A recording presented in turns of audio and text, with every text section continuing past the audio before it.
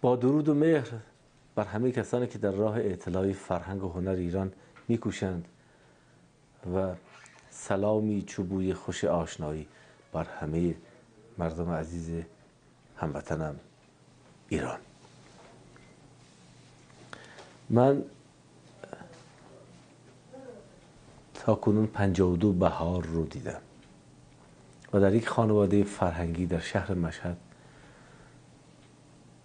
متولد شدم، دیده به جهان گشودم و بعد حدود 14 سال داشتم که صدا سیمای وقت اون زمان مرکزی به نام کارگاه موسیقی کودکان و نوجوانان تأسیس کرد که من اونجا وارد شدم به عنوان هنرجوی تار، چون دایی من اونجا آقای منوچهر اونجا مدرس تار بودم. اول انقلاب وارد دانشگاه شدم و چند سال دانشگاه تعطیل بود. من در داروخانه پدرم به عنوان نسخه پیچ مشغول به کار شدم. خیلی زود پیشرفت کردم و خلاص یکی از بهترین دوران من همون دوران نسخه پیچی بود، برای که من شاید هیچ وقت به اندازه اون دوران CD ردیف و موسیقی گوش نکردم.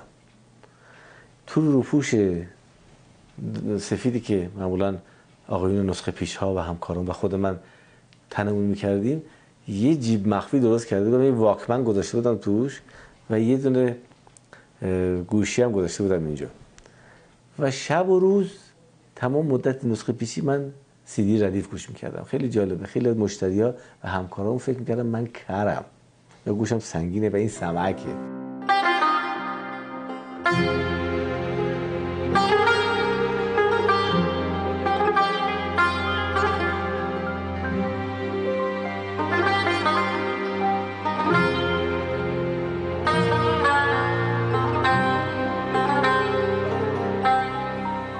والا من 5 اثر که شما فرمودید، 6 اثر، اینها چون ما محدودیت در انتخاب اثر داشتیم، ولی من آثار دیگه هم به همین نسبت دوست دارم. ولی برخی از آثار یک هنرمند گاهی اوقات یک اقبالی پیدا میکنه که برخی دیگر اونقدر مورد اقبال یا شاید دیده نمیشن.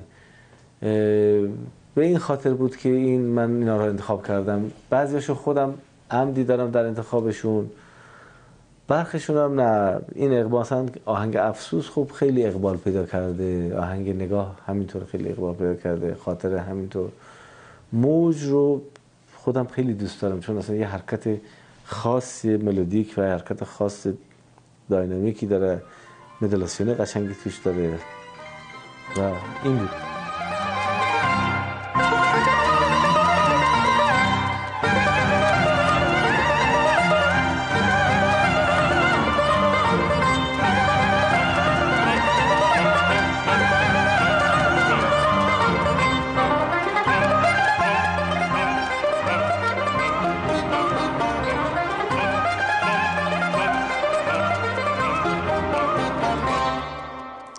افسوس که خیلی مورد اقبال واقع شد و حتی آرم بعضی شبکه‌های تلویزیونی هم شده، در خیلی از مراسم پخش میشه، منظورم در مراسم مختلفی.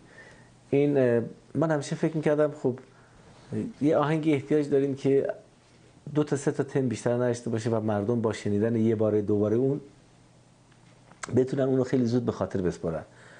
این بود که طراحی ساختن یه سری آهنگ‌های کوتاه کردم که از اون من یکیش افسوسه، یکیش خاطره هست. افسوس در آواز دشتی ساخته شده، دشتی چپکوک به اصطلاح، دشتی سول و 3 تا تم داره. بعدها دوستان شاعر من مثل استاد محمد علی بهمنی و آقای دکتر موحد روی این کلام هم گذاشتن که خیلی کلام زیبایی است و خب اجرا هم شده بارها و بارها. اولین ترک آلبوم شرق اندوه من هست که خیلی مورد مثلا توجه واقع شد.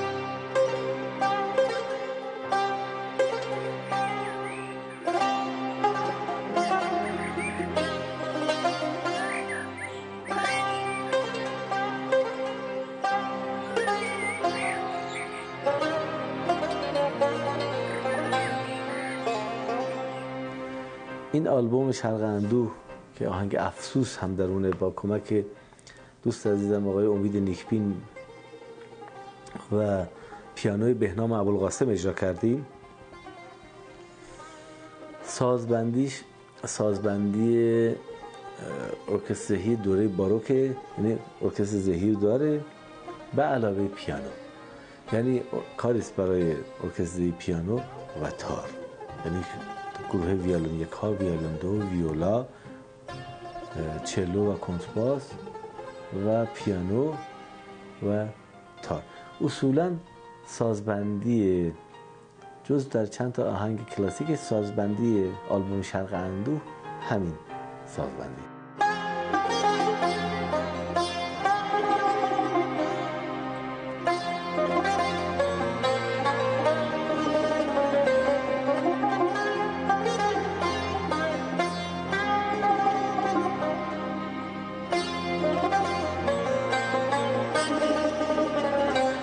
ببینید اینها به خصوص این افسوس و خاطره، اصلا همشون اینها آهنگایی است که من تمهای اینها رو مدت‌ها با خودم زمزمه می‌کردم، مزه می‌کردم، به شکل‌های مختلف اینا رو روی ساز تجربه می‌کردم و اینها، تا اینکه بالاخره متولد شدم.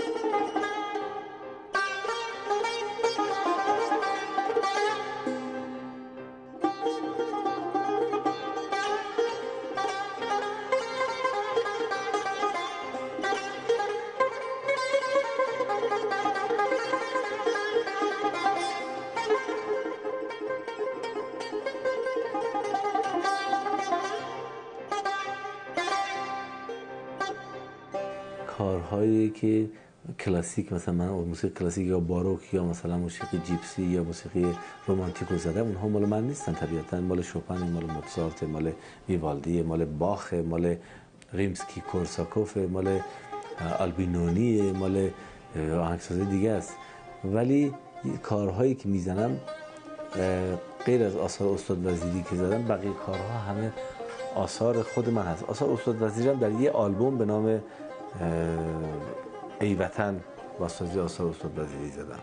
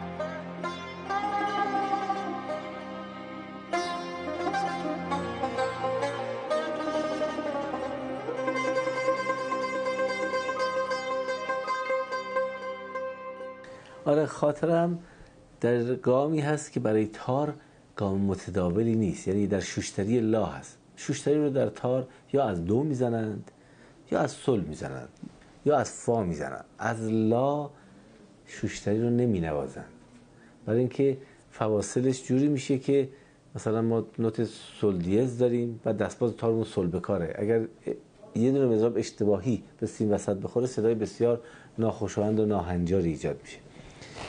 ولی به دلیل اینکه این تو اون گام میدرخشید و خوش متبلور میشد و ارکستر هم خیلی خوب تو اون گام صدا میده، من از لا زدم و این هم بر اساس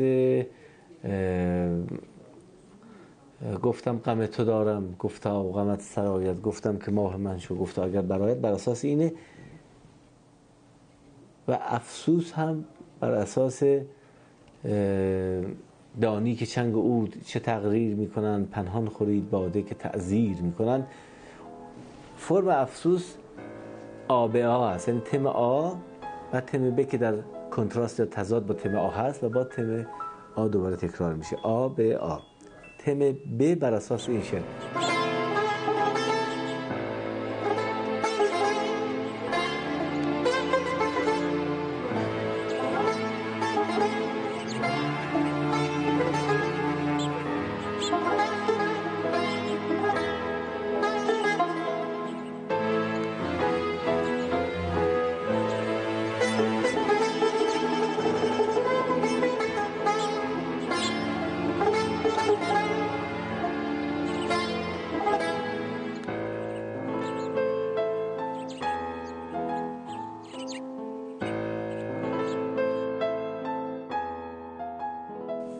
در واقع تمام کارهای من، اگر نگم تمام کارهای من، اغلب کارهای من بر اساس کلام پارسی است، حالا یا کلام متقدمی یا متأخری. افسوس که عرض کردم بر اساس دانی که چنگ او چه تقریر میکنن و عین همین سه بیت شعر اینو من از حافظ رو در قسمت ب، یعنی قسمت میانی، به کار بردم در خاطره بر اساس گفتم غم تو دارم، گفتا غمت سرایت، گفتم که ماه من شو، گفتا اگر برایت.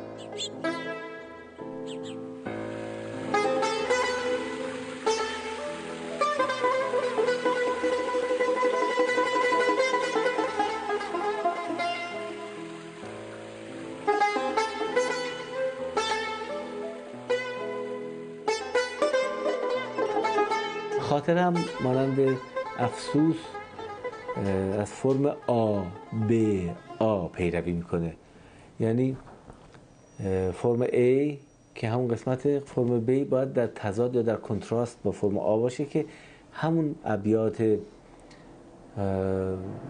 حافظ در فرم B خونده میشه و بعد فرم آ که فرم پایانی هم هست دوباره تکرار میشه. گفتم که بر خیالت راه و نظر ببندم، گفتا که شب رو است رو از راه دیگر آیم.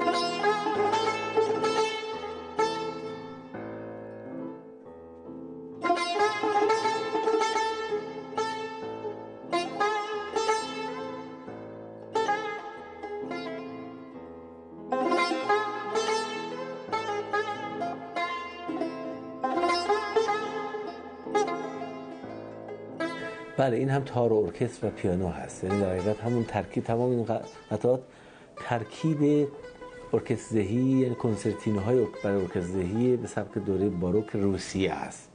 چون دوره باروک در روسیه علاوه بر ارکسترزهی پیانو هم کار میکردن کنار ارکسترزهی که در اروپا متداول نبوده، فقط ارکسترزهی خالی بوده که البته میگم برای تار و ارکستر و پیانو هست.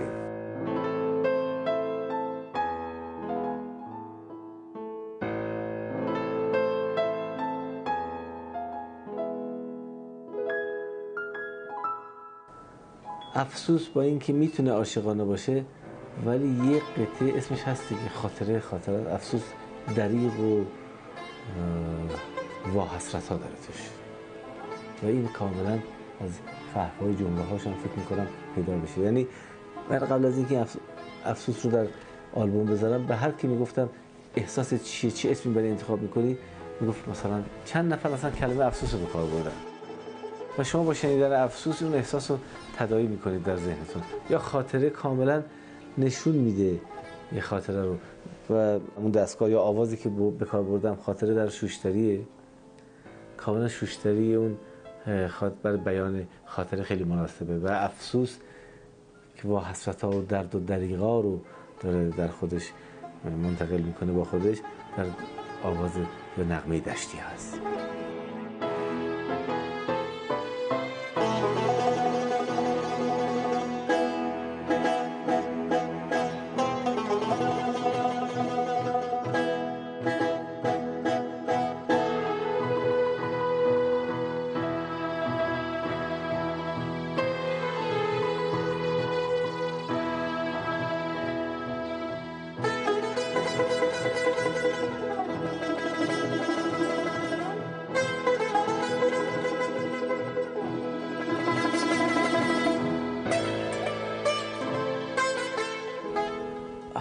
قطعا در وقت تنظیم یا ساختن هر اثر هنری یه حس و حال خاصی آدم داره که واقعا نمیشه اون حس رو توضیح داد، برای همین به زبان موسیقی میاد.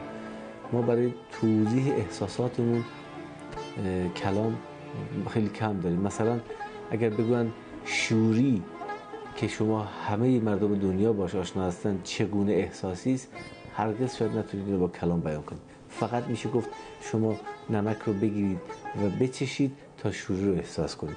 برای همین فقط منم نمیتونم حسمو برای در اون لحظات بگم واقعا چگونه حسی بوده. گاهی اوقات با اثر خود من اشک ریختم هنگام ساختن، گاهی اوقات اصلا فقط سکوت کردم و مدت مدیدی مثلا در خودم فرو رفتم، سر به جیب تفکر بردم. بس نمیشه اون رو دقیقا گفت چگونه است. اون لحظه خیلی خاصه که فقط خود هنرمند تجربهش میکنه.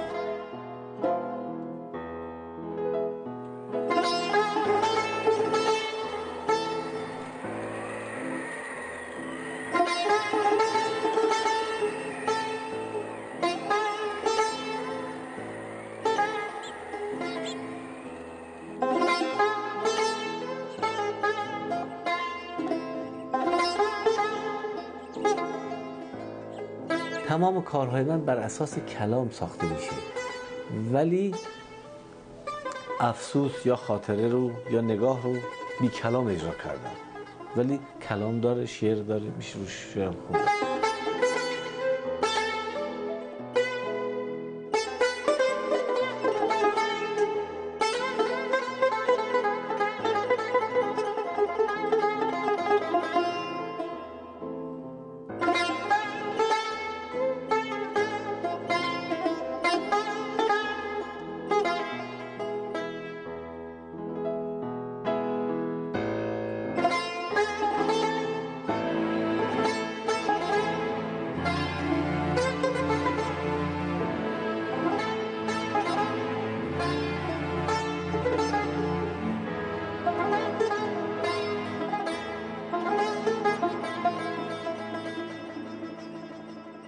خاطره جالبی دارم از نگاه و اون این است که دعوت شدم به رادیو خیلی سال پیش، مثلا سال 73-4 بود که چند تا سولو بزنم اونجا.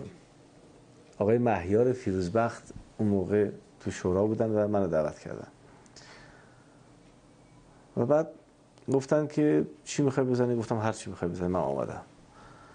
گفتن ماهور بزنم، گفتم از چه گامی بزنم؟ گفتن از ماهور میوه بل بزن، اصلا متداول نیست ماهور میوه بل توی تار. من زدم و همین تم اولیه نگاه رو اونجا بالبدیهه زدم و خیلی هم خوب شد. 10 دقیقه زدم و تنبک آقای آرش فرهنگفر، بعد یه ابوعطا زدم، بعد یه سگاه زدم اونجا که این گذشت. و سالها بعد یکی از شاگردان من که میرفته تو کوه درکه رادیو چیزی پخش میکرد، این واکمن دستش بوده، اونو ضبط کرد و گفت استاد یه چیزی من ضبط کردم خیلی خوبه، خیلی قشنگش، مزراباش مثل مزرابای شماست، ولی شما تا حالا این چیزی برای ما نزده بودید. گفتم پخش کن ببینم چیه. گفت همینجوری بلندگوی این کافه های تو درکه پخش میکرد، من داشتم میرفتم ضبط کردم، پخش کرد. گفتم این که منم، این که من زدم، بده من یه نسخه گرفتم، یادم رفته بود. از روش کار کردم و حالا تنظیم کردم آهنگ نگاه. حالا چرا نگاه اسمشو گذاشتیم؟ در دوره‌ای که میرفتم پیش استاد مشیری که روی شعر کوچه ایشون کار میکردم، نگاهو ساختم بردم ایشون رو نگاه شعر گفتن. به نگاه و شکرخند ببری دل ما را، ببرش سر و جان هم به فدای تو، یا به فدای تو یا فدای تو یارا. این آهنگ اونجا متولد شد اول، یعنی به این شکل ساخته شد که بعد با ارکستر زدیمش و بعد در این آلبوم هم من بدون کلام اجراش کردم دیگه.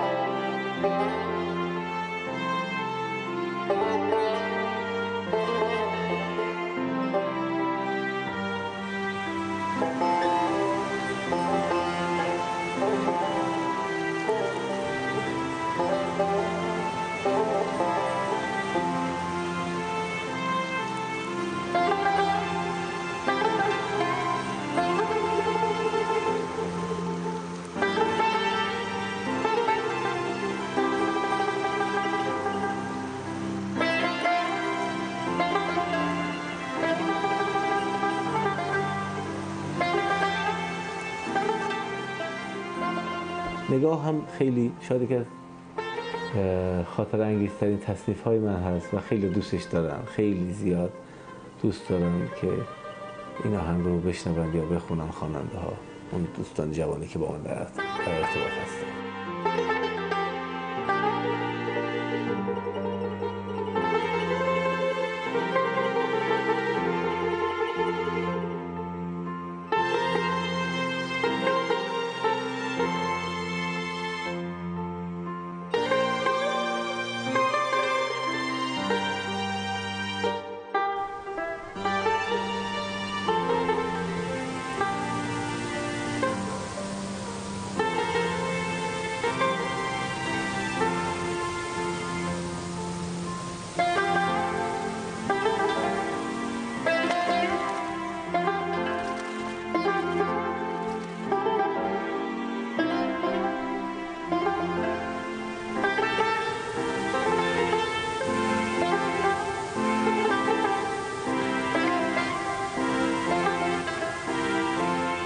این هم از همون ترکیب سازهای افسوس و خاطره استفاده شده، یعنی ارکستر ذهی و پیانو و خب تار هم که نگین ارکستر هست.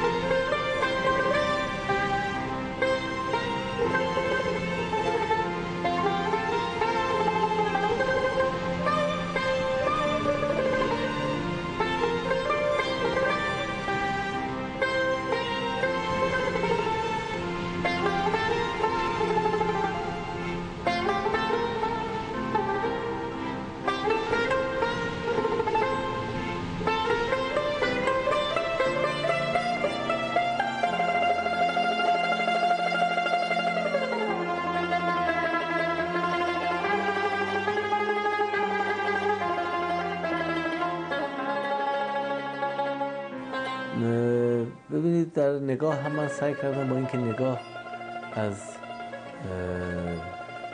افسوس و خاطره طولانی تر هست، ولی سعی کردم که تم‌هایی رو توش به کار ببرم که در حقیقت با اینکه تم‌ها تکرار دارن ولی تکرارشون موجب خسته کردن ذهن شنونده نشه.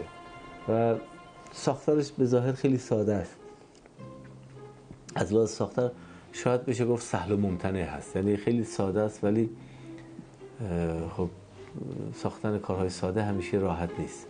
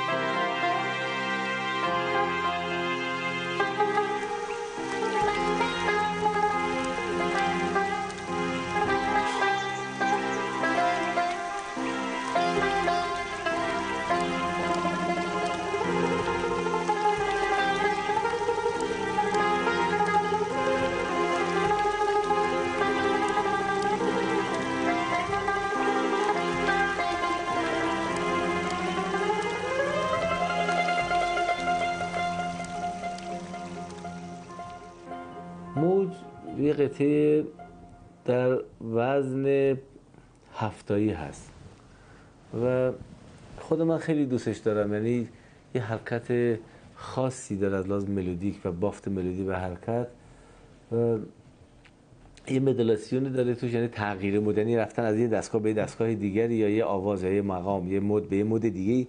تغییر مد رو در موسیقی ما میگیم مدولاسیون یا مدولیشن، فرانسهش میشه مدولاسیون. تغییر مدی داره که رفت و برگشت این تغییر مد در شکل سنتی اجرای ردیفی اون نیست و اتفاقا جالبه که آقای عباس ستایشگر در مجله موسیقی همون دوره خیلی از این آهنگ انتقاد کرده بود و خیلی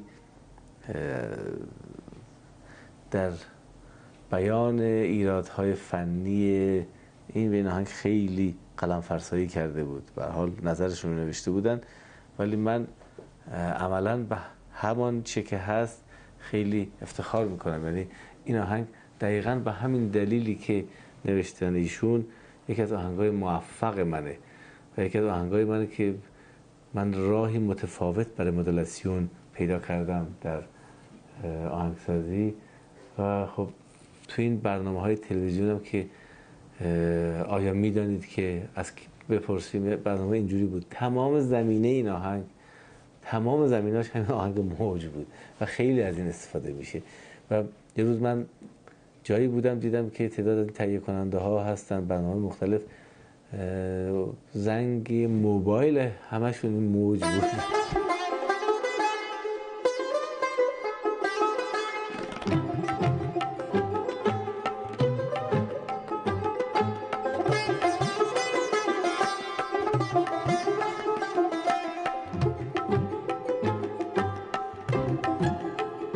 از آلبومی انتخاب شده که در حقیقت قطعاتی برای تار و ارکستر هست. ارکستر زهی دوره باروک عرض کردم، همون ارکستر زهی یعنی گروه دسته ویولون ها، ویولون یک، ویولون دو، ویولا، چلو و کنترباس و پیانو و ساز ملودیک هم که حرف میزنه همون تار هست.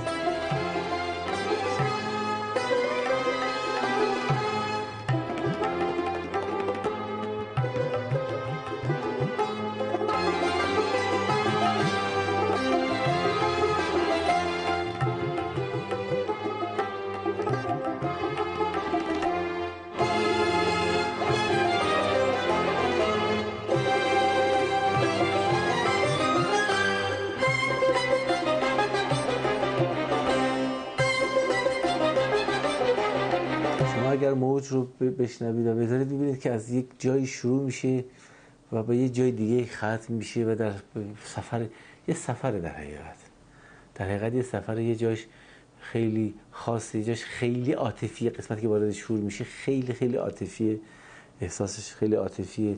قسمت‌های دیگه در حقیقت اسم خودش رو خودشه، یعنی موجی از یه حرکتی که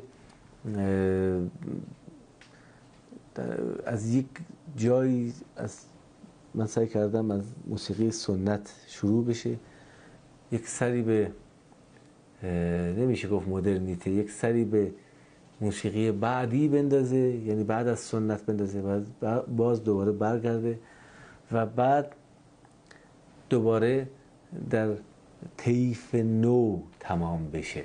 یعنی از سنت شروع شده و به طیف نو خاتمه پیدا میکنه. این حرکت برای من جالب بود، یعنی یه جا کاملا همایون سنت در آمده، یه جا کاملا جدید میشه، یه جا کاملا شور دقیق، اون شور با اون حال عاطفی در آمده شوره، وقتی واردش عشاق و شور میشه، شهناز و شور میشه و باز دوباره با یه فضای جدید تموم میشه.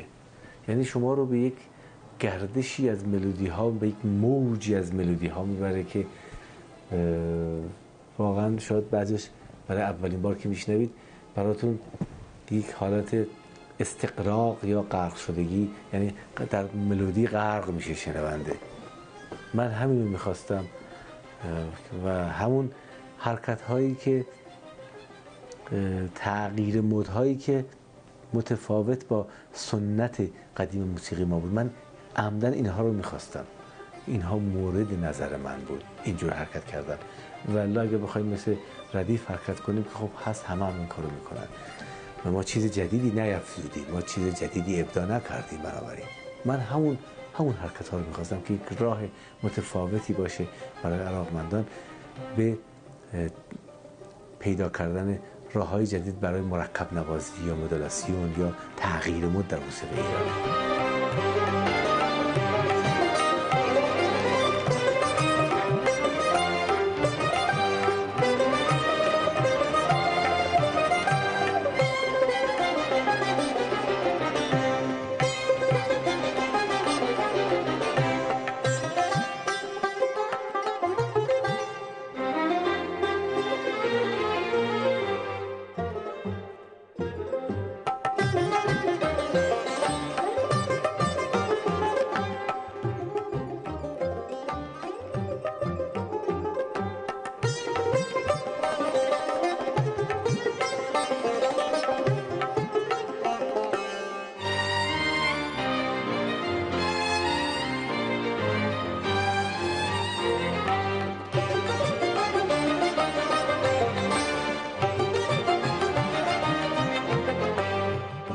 دوستی دارم من، آقای مهندس هرمز ناصر شریفی، که به من مراجعه کرد و گفتش که میخواد دلنوشته های خودشو و کلام و اشعار خودشو من آهنگی بسازم که روی اینها دکلمه کنه. اصلا قصد و غرضی برای ساختن تصنیف و آهنگ با کلام نبود. یک موسیقی زمینه میخواست که رسیتیشن یا دکلمه کنه دلنوشته های خودش. روزگاری در خلوت خاموش یک کوه، در حصاری بلند از صخره و از سنگ، دره‌ای بود پوشیده از برف و با دره چشمه‌ای در بستری از رنگ و با چشمه در میان دره برفی، در چشماندازی شگرف از وصله های رنگین بر تن برف، بیشه‌ای بود پوشیده از برگ و با بیشه صبحدمان هر روز در آغاز نوازش های آفتاب بر تن دره، در سکوتی سرشار از آواز چشمه با خشخش بیشه، آوایی بود پرسوز ولی بی‌رحم و با آوا گرگی بود مغرور ولی تنها. بعد از صحبت‌های اولیه و مطالعه کارهای ایشون و انتخاب اشعار، من شروع کردم به کار کردن. کار اول رو نوشتم، همون دره گرگ‌ها بی کلام. کار دوم دیدم که مثلا باید این من تصنیفش کنم، کار دیگه نمیشه کرد. و کار سومم باز اونم تصنیف از کار در اومد که همون خورشید و ماه. کار دوم من آن تنها ترین مردم. کار بعدی خورشید و ماه که با سازهای محلی و عود و اینها درش استفاده شده و خیلی کار خاصیه. خیلی داستان اینه که ماه هر شب توی برکه خودشو میبینه و بعد که به خورشید میرسه، به جایی که همه چیز زیادتر بشه، حالا یا در یه پدیده کسوف رخ میده یا در پدیده خسوف رخ میده، یعنی تیرگی میشه به جایی که روشنی بیشتر بشه. چشمه کوچک شبی در زیر مهتاب قصه میگفت با گل سرخ، قصه خواب، قصه عشق، قصه شبگرد عاشق، قصه ما. چشمه میگفت شب به شب در افقهای غبارآلود بیرنگ، لابلای شاخ و برگ بید کهنه ماه من شیدای شیدا میخرامد در میان آسمانی تاریک و تکه‌ای ابر، در جستجویی بی نهایت، در پی عشق، در پی یار.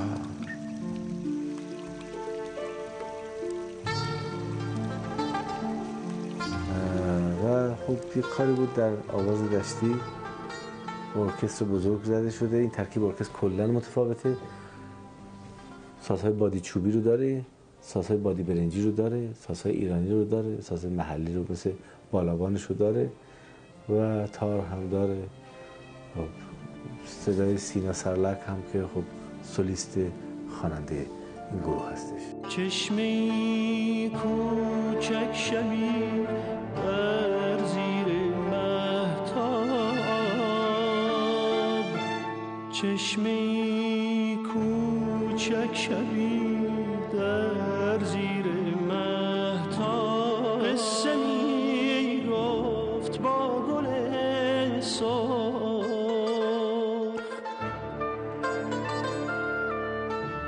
قصه خواب، قصه عشق، قصه شبگرد عاشق، قصه ما. در یک جاهای باز تار در جواب خواننده به هر حال خودنمایی میکنه که متفاوت از جاهای دیگه است. چشمه می گفت شب به شب در افقهای غبار آلوده بی رنگ،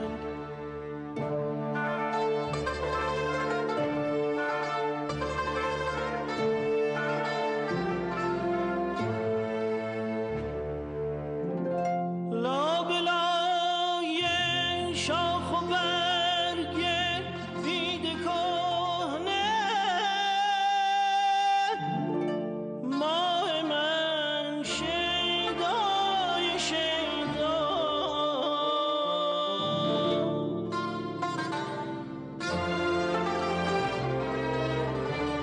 ماه من شیدای شیدا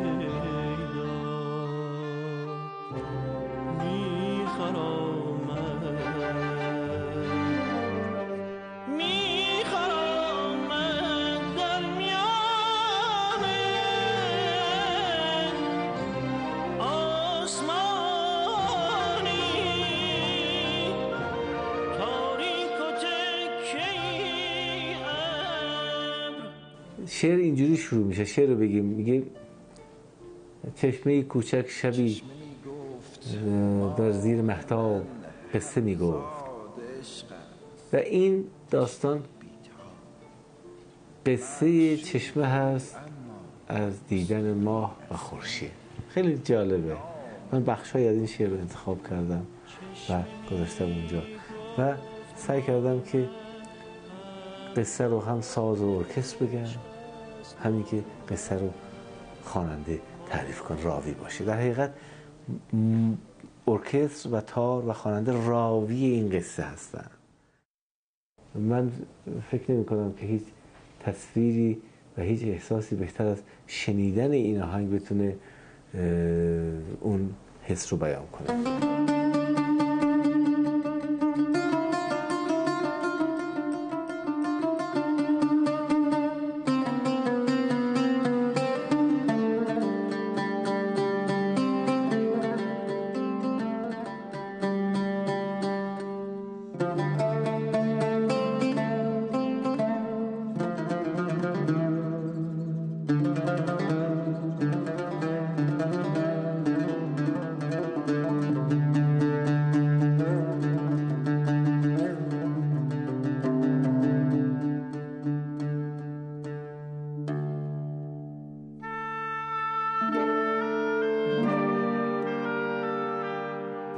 چشمه میگه ماه و خورشید که عاشق هم بودن و دور هم میچرخ دنبال هم بودن و هر دفعه خودشون رو تو من میدیدن و من میدیدم که اینا عاشق همن. وقتی به هم میرسن دریغ و درد یا شگفتا که وقتی که ماه جلوی خورشید قرار میگیره و به اون میرسه، به جایی که روشنی بیشتر باشه و شادی باشه، تیرگی به وجود میاد و تا نابودی روشنی هست. این خیلی زیبا بیان کرده، خیلی زیباست.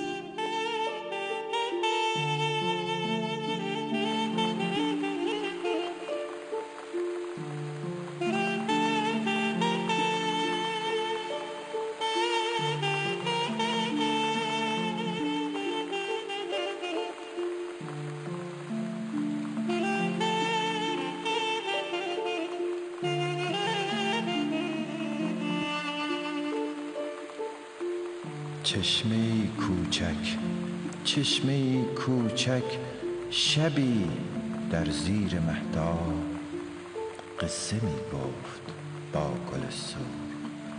قصه خواب، قصه عشق، قصه شبگرد عاشق، قصه ما. چشمه می گفت شب به شب در افقهای غبارآلود بیرنگ، لابلای شاخ و برگ بید کهنه، ماه من شیدای شیدا میخرامد در میان آسمانی تاریک و تکه‌ای ابر، در جستجوی بی نهایت، در پی عشق، در پی یار.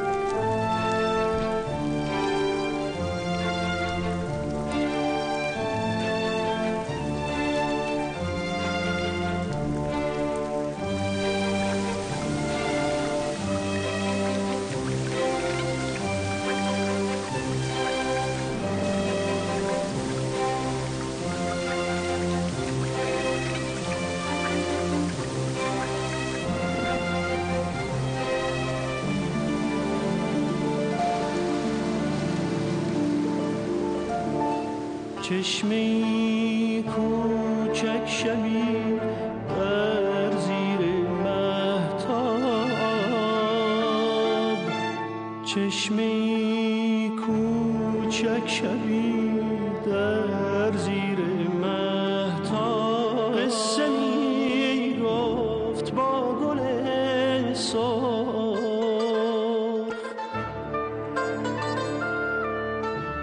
قصه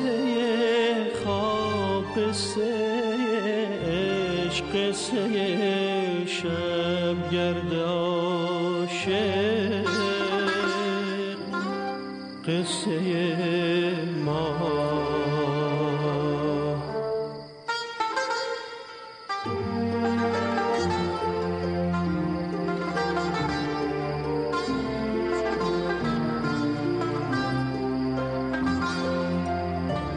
چشمه می گفت شب به شب در افقهای غبارآلود بیرنگ،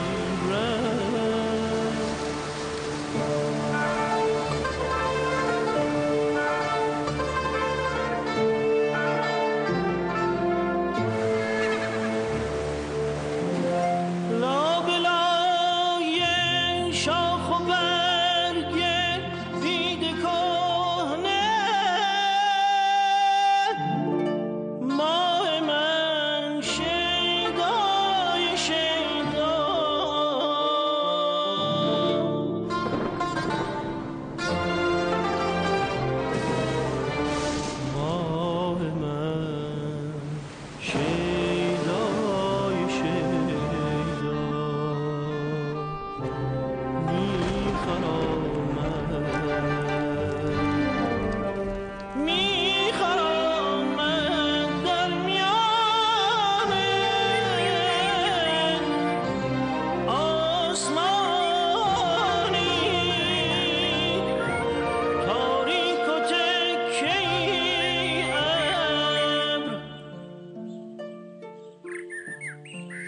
چشمه می گفت ماه من همزاد عشق است، تشنه و بیتاب، معشوق او اما اسطوره‌ای از مهر، نام او آفتاب.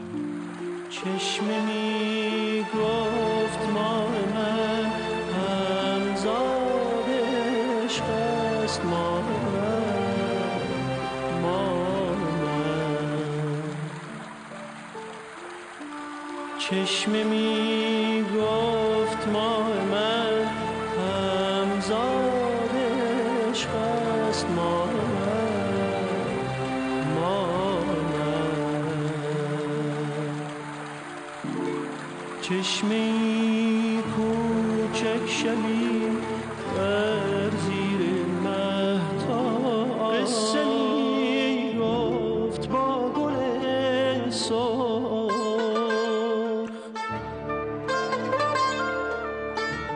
قصه خواب، قصه عشق، قصه شب گرد عاشق، قصه ما.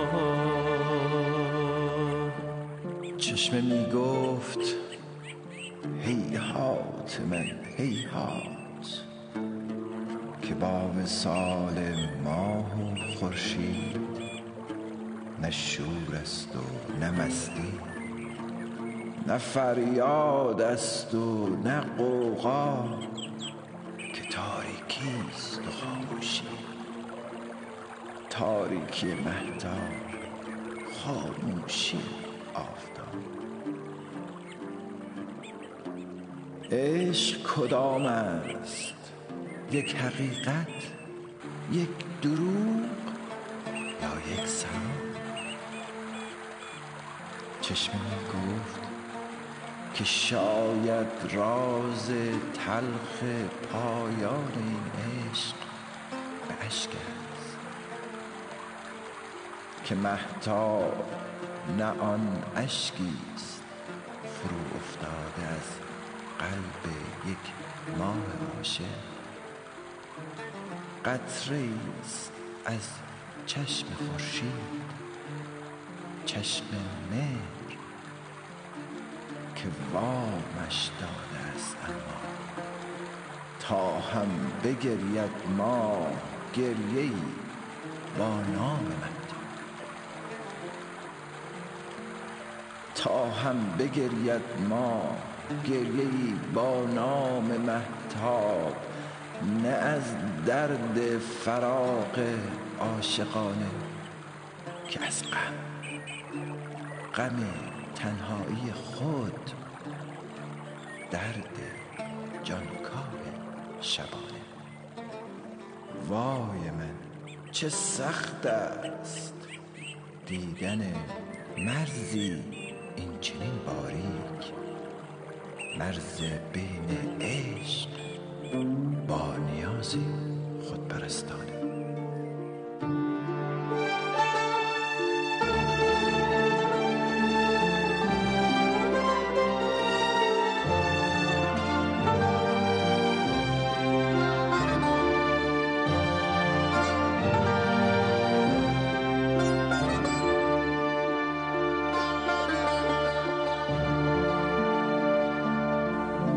اینشتین در مورد کارهای موزارت میگه موزارت این آهنگ‌ها رو نساخته به تنهایی خودش، بلکه اون به گیرنده های مجهز بوده که امواج این آهنگ‌ها رو از کائنات گرفته و ساخته. و گاهی اوقات واقعا این احساس در همه، فکر کنم آهنگسازا و هنرمندان در همه رشته‌های هنری، من محدود به آهنگ نکنم، به موسیقی نکنم، این احساس به وجود میاد که آهنگ یا موسیقی یک رشته‌هایی از کائنات هست، یک احساس و موجی از تمام هستی و کائنات هست که به یک شکل خاصی در موسیقی، به یک شکلی در شعر و ادبیات، به یک شکلی در هنرهای دیگر، در نقاشی، در پیکرتراشی و دیگر هنرها تجلی پیدا میکنه. و فرقش فقط با هنرهای دیگه اینه که پیکرتراش یا نقاش یا شاعر یا نویسنده یا سینماگر اثر خودش رو میسازه، اگر خوب نشد مثلا نقاش پاکش میکنه یا خوشنویس تصحیحش میکنه یا عوض میکنه، سینماگر دوباره ضبط میکنه، ادیت میکنه یه روز دیگه. ولی هنرمند موسیقی در عرصه موسیقی در روی استیج یا صحنه یا روی سن یک بار در یک ساعت مشخصی وقت داره که هنر خودش رو عرضه کنه و اون احساس رو بیان کنه. شما ببینید شاعر اگر الان توی مودش نیست میره نصف شب بلند میشه، میره لب کوه، لب چشمه، لب رودخونه، کنار دریا، در هر جایی که ولی هنرمند موسیقی باید در اون لحظه خاص و در یک ساعت خاص، و این کار خیلی سخته. یه وقت میبینید شرایط مناسب نیست، یه وقت میبینید از لحاظ روحی، از لحاظ جسمی، اصلا ماه و خورشید حرکتشون طوری که هست که میدونید که وقتی ماه به زمین نزدیک میشه مد میشه، در هورمون‌های افراد و حیوانات یک تغییری به وجود میاره، اخلاق رو تغییر میده، احساس رو تغییر میده در اون لحظات، و وقتی دور میشه باز یک تغییرات دیگه وجود میاره. خب یه هنرمند موسیقی در اون لحظه باید به نوازه اجرا کنه.